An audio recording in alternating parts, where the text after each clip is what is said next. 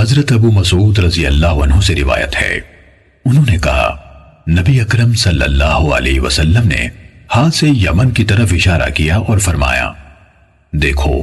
ایمان ادھر ہے، اور شقاوت اور سنگ دلی اونٹوں کی دموں کی جڑوں کے پاس چیخنے والوں ربیہ اور مضر میں ہے،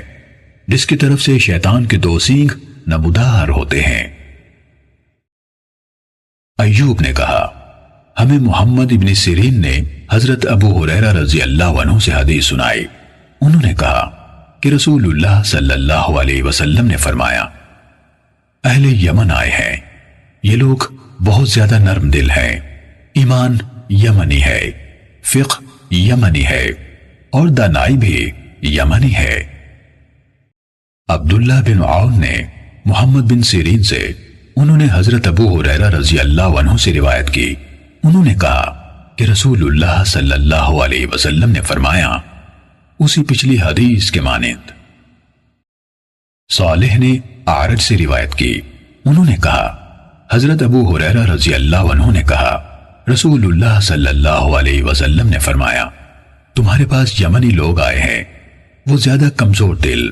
اور سینوں میں زیادہ رقت رکھنے والے ہیں، فقہ یمنی ہے اور حکمت بھی یمنی ہے۔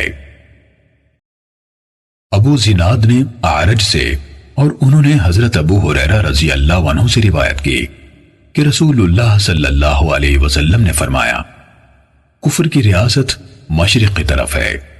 فخر و تکبر گھوڑوں اور اونٹوں والوں میں ہے، یعنی جو اونچی آواز میں چلانے والے اور اون کے خیموں میں رہنے والے ہیں،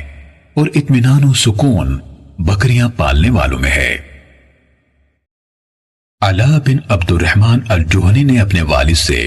انہوں نے ابو ہریرہ رضی اللہ عنہ سے روایت کی کہ رسول اللہ صلی اللہ علیہ وسلم نے فرمایا،